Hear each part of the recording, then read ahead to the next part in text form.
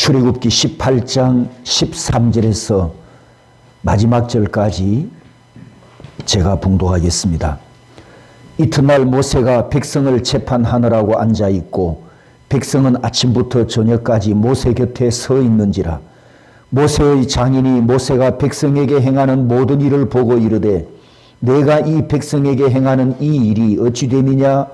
어찌하여 내가 홀로 앉아있고 백성은 아침부터 저녁까지 내 곁에 서 있느냐? 모세가 그의 장인에게 대답하되 백성이 하나님께 물으려고 내게로 오미라. 그들이 일이 있으면 내게로 오나니 내가 그 양쪽을 재판하여 하나님의 율례와 법도를 알게 하나이다. 모세의 장인이 그에게 이르되 내가 하는 것이 옳지 못하도다. 너와 또 너와 함께한 이 백성이 필경 기르기 쇠하리니 이 일이 내게 너무 중함이라. 내가 혼자 할 수 없으리라. 이제 내 말을 들으라. 내가 내게 방침을 가르치리니 하나님이 너와 함께 계실지로다. 너는 하나님 앞에서 그 백성을 위하여 그 사건들을 하나님께 가져오며 그들에게 율례와 법도를 가르쳐서 마땅히 갈 길과 할 일을 그들에게 보이고 너는 또 온 백성 가운데서 능력 있는 사람들 곧 하나님을 두려워하며 진실하며 불의한 이익을 미워하는 자를 살펴서 백성 위에 세워 천부장과 백부장과 50부장과 10부장을 삼아 그들이 때를 따라 백성을 재판하게 하라. 큰 일은 모두 내게 가져갈 것이요 작은 일은 모두 그들이 스스로 재판할 것이니 그리하면 그들이 너와 함께 담당할 것인즉 일이 내게 쉬우리라. 내가 만일 이 일을 하고 하나님께서도 내게 허락하시면 내가 이 일을 감당하고 이 모든 백성도 자기 곳으로 평안히 가리라. 이에 모세가 자기 장인의 말을 듣고 그 모든 말대로 하여 모세가 이스라엘 무리 중에서 능력 있는 사람들을 택하여 그들을 백성의 우두머리 곧 천부장과 백부장과 50부장과 10부장을 삼음에 그들이 때를 따라 백성을 재판하되 어려운 일은 모세에게 가져오고 모든 작은 일은 스스로 재판하더라. 모세가 그의 장인을 보내니 그가 자기 땅으로 가니라. 아멘. 재판석에 모세가 앉아서 백성들을 재판하는데 13절과 14절 두 구절에 300만 명을 홀로 이끌고 있는 모세의 하루 업무를 기록해 놓았습니다. 한번 따라서 해볼까요? 앉아있고 서 있는지라. 모세는 앉아있고 백성들은 서 있었다는 이 표현은 하루 종일 내일도 그 다음 날도 그 다음 날도 40년 동안 계속해서 그렇게 했더라. 이것을 딱 두 마디로 요약하여 기록했습니다. 한 번 더 따라서 합니다. 앉아있고 서 있는지라. 13절과 14절에 두 번 반복하여 기록한 이 말에 와우 연속법이 기억나십니까? 와우 연속법으로 해석하면 앉아있고 서 있었다. 오늘도 앉아있고 서 있었다. 내일도 앉아있고 서 있었다. 계속해서 그렇게 했다는 의미가 담겨 있습니다. 와우 연속법 창세기 4장 3절 4절 가인과 아벨이 하나님께 제사를 드릴 때 드렸고 드렸더니 단 한 번의 제사가 아니라 오랜 시간 동안 수도 없이 헤아릴 수 없을 만큼 계속해서 하나님께 제사와 제물을 드렸다. 그렇게 해석하는 것이 또 그렇게 기록된 것이 와우 연속법이라고 했습니다. 다시 본문으로 돌아와서 그렇다면 모세는 모세대로 백성들은 백성들대로 얼마나 피곤했겠습니까? 특히 모세는 혼자서 300만 명을 상대해야 하니까 문제 해결을 위해서 줄 서 있는 대기자가 끝이 없었겠죠. 모세님, 이놈이 우리 집 닭을 훔쳐가 놓고 오리발을 내밀고 있으니 판결을 좀 해주세요. 모세님, 이놈이 1년 전에 염소 3마리를 빌려 가놓고 아직도 안 갚고 이자도 안 주고 있습니다. 모세님, 아무개가 어젯밤에 우리 집 울타리를 넘어와서 소를 훔쳐 가려는 것을 내가 보고 고함을 질렀더니 도망을 갔는데 이놈이 자기 자신의 아니라고 부인하고 있습니다. 제 눈으로 이 도둑놈 얼굴을 똑똑히 보았는데 이 아무개가 틀림없습니다. 재판을 좀 해주세요. 300만 명 이스라엘 백성들이 이런 문제와 사건들을 헤아릴 수 없이 가져와서 판결을 내려달라는데 증거도 없는 사건을 모세가 어떻게 판결을 내려줘야 합니까? 300만 명이 수많은 문제를 가지고 줄 서서 판결을 요구하고 지혜를 요구하고 해결을 원하니까 오늘날 웨이팅도 여기서 시작됐다는 것을 믿거나 말거나입니다. 하여튼 성경에는 없는 게 없습니다. 모세가 이 재판하는 장면에 두 가지 중요한 내용을 이제 오늘 우리가 생각할 이 18장의 마지막 메시지입니다. 첫 번째는 따라서 합니다. 하나님께 물어라. 하나님께 물어라. 모세가 백성들을 재판할 때 사건을 조사할 경찰관도 없고 범죄를 수사할 수사관도 없이 혼자서 지금 다 처리해야 되죠. 왜냐하면 아직 국가 조직이 안 갖추어졌기 때문입니다. 그리고 범죄 현장에 나갈 시간도 없어요. 줄 서 있는 사람이 너무 많으니까. 그래서 하나님께 물었습니다. 하나님, 누구 잘못입니까? 누가 범인입니까? 누가 책임을 져야 합니까? 라고 묻는 재판에서 따라서 합니다. 우림과 둠밈. 우림과 둠밈. 이것이 구약시대에 시작됩니다. 이스라엘 백성들이 후에 여호와의 군대로 조직이 되고 제사장이 세워지고 대제사장이 선출될 때 하나님께서 이렇게 말씀하셨습니다. 레위기 8장 8절을 보면 흉패를 붙이고 흉패에 우림과 둠밈을 넣고 또 출애굽기 28장 민수기 27장에도 대제사장의 예복 복장에 이 가슴에 흉패가 있는데 이 흉패에 이스라엘 12지파를 상징하는 12개의 보석을 붙입니다.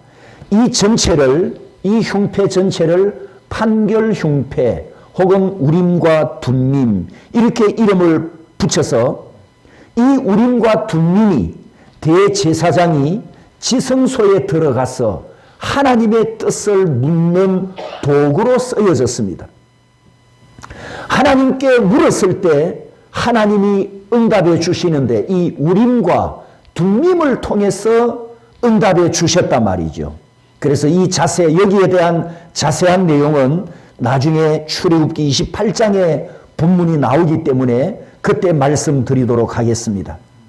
다시 오늘 본문 현장으로 와서 지금 모세가 백성들에게 재판을 하려고 하는데 자, 이 시대는 스마트폰도 없어요. CCTV도 없어요. 이런 시대이기 때문에 도둑놈이 들켜도 정인이 없고 증거가 없이 오리발을 내밀면 누가 유죄인지 누가 무죄인지 가릴 방법이 없지 않습니까? 그래서 이 모세 법정에 많은 사람들이 많은 백성들이 문제를 갖고 오는데 이 모세의 법정에는 중요한 법정이 또 하나 있습니다. 무슨 법정이 있느냐? 따라서 합니다. 하나님의 법정. 하나님의 법정. 이 땅에 있는 세속 국가, 우리 대한민국, 이 세속 국가의 법정보다도 더 높은 하나님의 법정이 있기 때문에 증거가 없어도, 정인이 없어도, CCTV가 없어도 공정한 판결을 명히 내릴 수가 있습니다. 왜냐? 하나님이 최고의 재판장이시기 때문입니다. 맞습니까? 그러므로 우리 성도들은 혹시 뭔가를 잘못하거나 내가 원고가 되든 내가 피고가 되든 이 세속 국가의 세속 법정에서 인간 판사 앞에 서기 전에 우리 그리스도인들은 먼저 세속 법정보다도 더 앞서서 서야 할 두 개의 법정이 있습니다. 첫 번째 법정이 뭐냐? 따라서 합니다. 양심의 법정. 양심의 법정. 판사가 나를 판결하기 전에 나 자신이 하나님 앞에 내 양심의 법정에 나를 스스로 세워서 내가 하나님 앞에 죄가 있는가 없는가 판결하는, 따라서 합니다. 중생한 양심. 중생한 양심. 우리 그리스도인들은 무슨 양심을 가졌다고요? 중생한 양심을 가졌어요. 판결이 옳게 나올까요? 안 나올까요? 옳게 나오죠. 중생한 양심이니까. 이해되셨습니까? 하나님 앞에서 내 중생한 양심의 법정에 나 자신을 세워서 내가 하나님 앞에 옳느냐 옳지 못하느냐, 이 법정에 먼저 나를 세운다는 말입니다. 그러니까 이 세속 법정, 세속 국가의 법정에 서기 전이지만 내 양심의 법정에 나를 세우기 때문에 우리는 오리발을 내밀지 못합니다. 거짓말도 못합니다. 왜? 하나님을 속일 수 없다는 것을 우리는 알고 있기 때문입니다. 무슨 양심이라고요? 중생한 양심으로 알고 있단 말이죠. 두 번째 법정이 있습니다. 두 번째 법정은 최고의 재판장이신 하나님의 법정에 나를 세우는 겁니다. 하나님께서 우리에게 말씀으로 다 판결해 놓으셨어요. 이미 이것은 죄다, 이것은 어렵다, 이것은 부정하다, 이것은 거룩하다. 성과 속, 거룩한 것과 속된 것에 대한 진리와 진리가 아닌 죄에 대한 모든 판결문이 이미 66권에 다 있단 말이죠. 이 말씀과 함께 나 자신을 하나님의 법정에 세워서 내가 하나님의 말씀대로 했는가 못했는가, 이것을 판결해 보면 내가 하나님을 속일 수 없고 거짓말을 할 수 없고 감출 수 없음을 우리는 하나님 앞에 고백하지 않습니까? 증거가 없을지라도 내가 어떤 범죄를 했는데, 내가 무슨 죄를 지었는데 남겨놓은 흔적이 없어요. 증거가 없습니다. 증인도 없습니다. 본 사람도 없습니다. 그럴지라도 우리 그리스도인들은 거짓말을 할 수 없다는 것, 속일 수 없다는 것. 왜죠? 이 두 개의 법정에 우리가 먼저 서기 때문에, 양심의 법정과 하나님의 법정에 서기 때문입니다. 그러므로 우리가 이 땅에 머물고 있는 동안 국가의 법을 따라야 하고 국가의 법이 정한 대로 지켜야 하고, 또 혹시 내가 범죄하면 국가 법을 따라서 판결을 받지만 우리 그리스도인들에게는 세상 법정보다도 최상위에 있는 하나님의 법정이 있다는 것을 기억하고 우리는 항상 거룩하게 행하고 항상 코람데오로 살고 항상 하나님 얼굴 앞에서 살아가야 할 줄 믿습니다. 두 번째 오늘 본문이 가르쳐주는 것은 조직입니다. 이드로가 자기 사위 모세가 업무를 처리하는 것을 보니까 아무래도 사위가 오래 못 살고 지쳐서 병사할 것 같습니다. 그래서 조직을 관리할 아이디어를 주었죠. 21절과 22절에 보면 천부장과 백부장과 50부장과 10부장을 삼고 각 낮은 그룹부터 그렇게 장을 찾아가서 재판을 하게 하고 마지막에 너에게 와서 판결을 얻도록 해라. 이렇게 조직을 만들 아이디어를 줍니다. 이 조직법에서 로마 시대에 로마 군대 조직을 거치고 오늘날 우리 대한민국 군대에도 소대장, 중대장, 대대장, 연대장, 사단장 이런 조직이 만들어져 있고 또 국토 단위에도 동, 구, 업, 명, 군, 시, 도 이렇게 행정 조직을 해서 각 조직마다 책임자인 장을 세워놓은 것을 우리가 보게 됩니다. 그렇다면 오늘 본문의 이드로는 하나님께서 모세를 위해서 보내주신 특사였습니다. 특사. 그런데 여기서 이 두 번째에서 중요한 것은, 오늘 우리에게 주는 메시지, 중요한 것은 조직을 어떻게 할 것이냐, 이것이 중요한 것이 아니고 조직의 장, 수장을 누구를 세울 것인가, 이것이 이제 오늘 우리가 생각해야 될 두 번째 중요한 메시지입니다. 21절에 보면 이드로가 자기 사위에게 이렇게 아이디어를 줍니다. 너는 또 온 백성 가운데서 능력 있는 사람들, 곧 하나님을 두려워하며 진실하며 불의한 이익을 미워하는 자를 살펴서 백성 위에 세우라. 따라서 합니다. 능력 있는 지도자. 능력 있는 지도자. 천부장을 세우든 백부장을 세우든 십부장을 세우든 어떤 사람을 세우라고요? 능력 있는 지도자를 세우라 그랬습니다. 하나님의 군대에 능력 있는 사람은 어떤 사람일까요? 하나님의 일을 맡길 수 있는 합당한 능력은 어떤 것일까요? 우리 교회에서 지도자를 세우고 일꾼을 세운다면 어떤 사람이 능력 있는 일꾼일까요? 돈이 많은 성도일까요? 세상에서 권력을 가진 성도일까요? 아니면 이 사회에서 명성이 있는, 이름이 좀 있는 그런 성도가 능력 있는 성도일까요? 이어지는 조건에 답이 있습니다.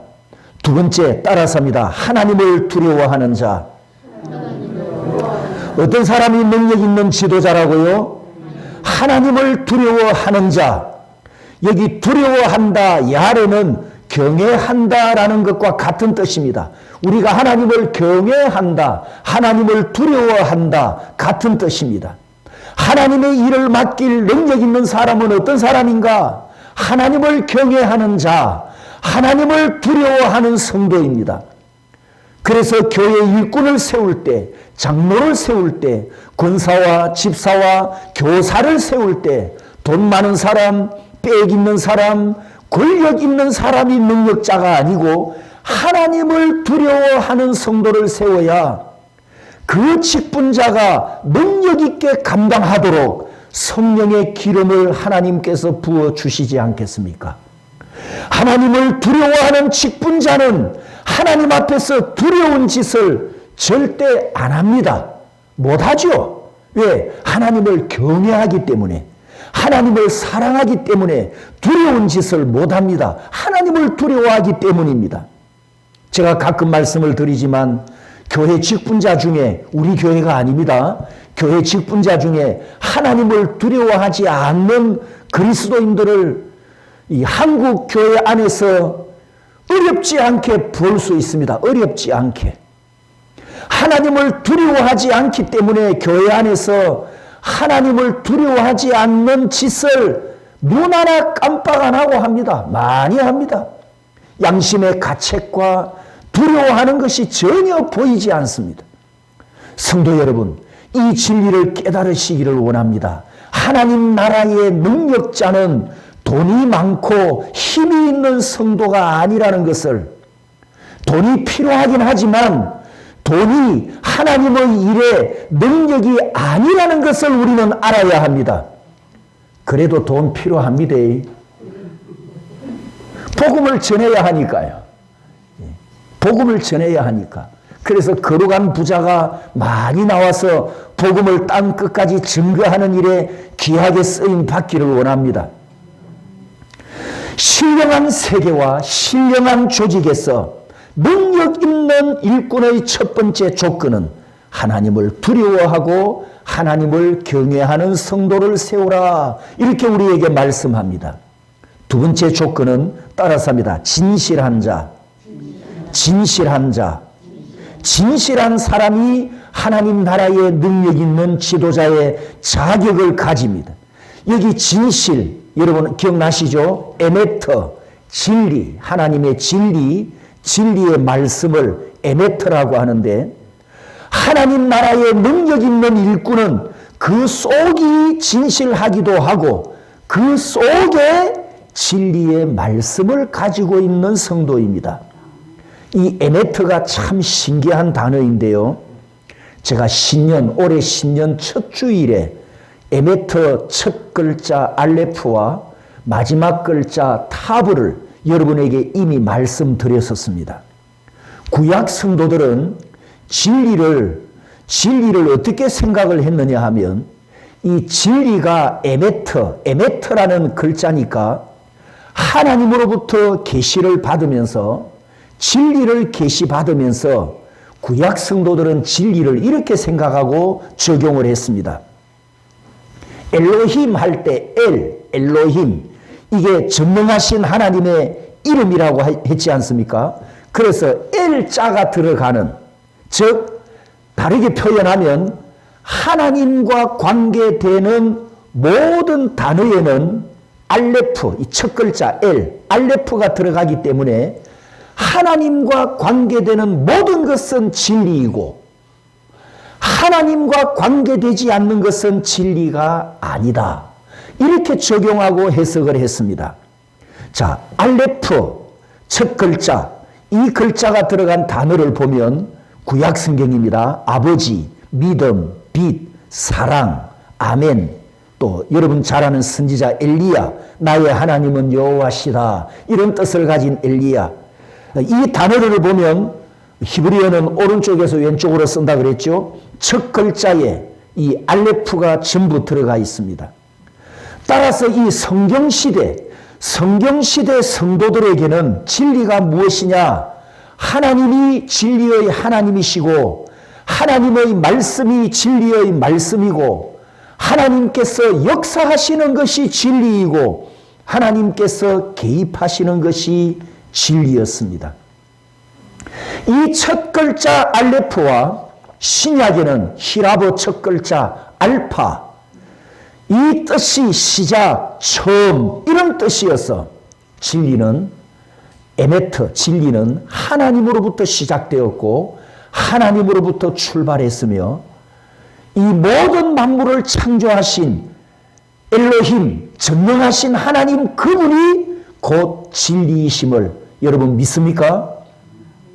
그 다음에 에메트의 중간 글자를 따라서 합니다. 멘이라고 하는데 이 멘이 들어간 멜렉, 아비멜렉, 왕이라는 뜻입니다. 왕. 그래서 에메트의 중간 글자 멘은 만왕의 왕이신 하나님을 의미하는 글자가 중간에 들어가 있습니다. 마지막 글자 따라서 합니다. 타브. 이 타브에 해당하는 신약 히라브 글자는 오메가죠. 알파와 오메가, 시작과 마침, 나중과 끝, 처음과 끝. 그래서 아까 알레프, 진리의 시작이 어디로부터 시작되었다고요? 하나님으로부터 시작이 되었는데 이 진리를 의미하는 에메트, 타브, 오메가 마지막 글자도 이 에메트 안에 들어가 있어서 진리의 마지막도 하나님께 있고 진리의 끝도 하나님께 있다. 진리의 시작과 진리의 끝이 하나님께 있는데 중앙에 왕이신, 만왕의 왕이신 하나님의 통치와 권력이 들어가 있습니다. 하나님의 통치와 하나님의 권력이 이 진리를 만드시고 이 진리를 우리에게 계시해 주셨고 이 진리가 되도록 이끌어 가시는, 권력으로 이끌어 가시는 만왕의 왕이 하나님이시다. 에메트라는 이 단어에, 진리라고 하는 이 단어에 이렇게 신비한 의미가 있습니다. 하나님 나라의 능력 있는 지도자 속에, 능력 있는 일꾼 속에 무엇이 있어야 한다고요? 에메트, 이 진리가 있어야 합니다. 1000부장, 100부장, 50부장 속에 진리가 있어야 재판할 때 무엇대로 판결을 내릴 겁니까? 진리대로, 옳은 대로, 거룩한 대로 판결을 내릴 거 아닙니까? 진리가 없으면 사사시대처럼 지멋대로 판단하고 지멋대로 일하고 지하고 싶은 대로 해버리겠죠. 속에 진리가 없기 때문에 신본주의로 행하지 못하고 인본주의가 나오게 됩니다. 이런 일꾼은 골칫거리이기도 하고 이런 일꾼이 있는 그 조직도 골치가 아픕니다. 노회나 총회에 가보면 죄송한 이야기입니다만 가끔 어쩌다가 이런 분을 만납니다. 이런 분을 만나는데 그 노회나 총회에 이런 분이 있으면 참 시끄럽습니다. 굉장히 시끄럽습니다. 왜 시끄러운지 아십니까? 하필 이런 사람이 목소리는 또 와 그리 큰지. 진짜 목소리 커요. 이 회의에서는 목소리 큰 사람이 이기거든요. 그 분위기를 확 휩쓸고 가기 때문에. 또 한 가지, 고집은 또 왜 그리 센지. 끝까지 자기 의견을 주장하고 자기 고집을 부리고 의견을 굽히지 않습니다. 인본주의 이론으로 주장하면서도 부끄러운 줄을 모릅니다. 자기 주장이 인본주의인 줄 모르기 때문이죠. 그래서 이드로가 오늘 본문에 모세에게 가르쳐준 따라서 합니다. 신의 한수. 신의 한수. 모세야, 능력 있는 지도자를 세워라. 그러면서 가르쳐준 게 하나님을 두려워하는 사람을 세워라. 진리가 속에 있는 일꾼을 세워라. 이렇게 가르쳐 주지 않습니까? 오늘 우리 교회 모든 성도들과 직분자들도 이런 일꾼이 되기를 소원합니다. 이런 능력 있는 직분자가 되기를 축복합니다. 마지막 세 번째로, 본문에는 네 번째입니다만 능력 있는 지도자, 마지막 세 번째는 따라서 합니다. 불의한 이익을 미워하는 자. 자, 지금 모세가 세우려고 하는 지도자가 누굽니까? 천부장, 백부장, 50부장인데 이 부장들이 앞으로 무슨 일을 할 겁니까? 세우면 재판할 거잖아요. 재판. 백성을 재판하는 일을 하는데 세 번째 조건이 뭐라고요? 불의한 이익을 미워하는 자. 여러분, 하나님 나라에서 백성을 재판할 때 그 재판의 최후 목적이 무엇입니까? 목적. 우리 교회도 재판을 하거든요. 범죄자가 있거나 고소 고발이 들어오면 우리 당에도 재판국을 열고요. 노회나 총회도 재판국을 열게 되어 있습니다. 없는 게 은혜죠. 평생 없는 게 은혜인데 행정제도는 그렇게 되어 있단 말입니다. 그러면 노회나 총회나 당회가 재판국을 열어서 한 사람을 재판을 할 때 그 재판하는 최후 목적이 무엇입니까? 목적.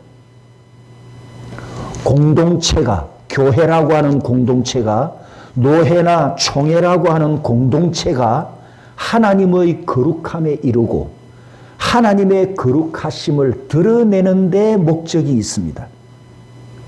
재판 결과에서 원고도 하나님의 거룩함을 드러내어야 하고 피고 자신도 유죄 선고를 받지만 유죄 선고를 받고 죄값을 치르지만 피고 자신도 하나님처럼 거룩하지 못했음을 회개하면서 하나님의 거룩함에 이르도록 회개하고 회복하는 것이 이게 재판의 목적입니다.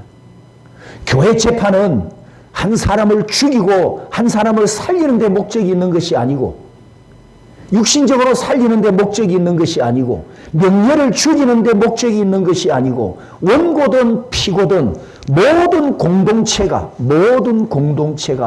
거룩함을 유지해야 된다.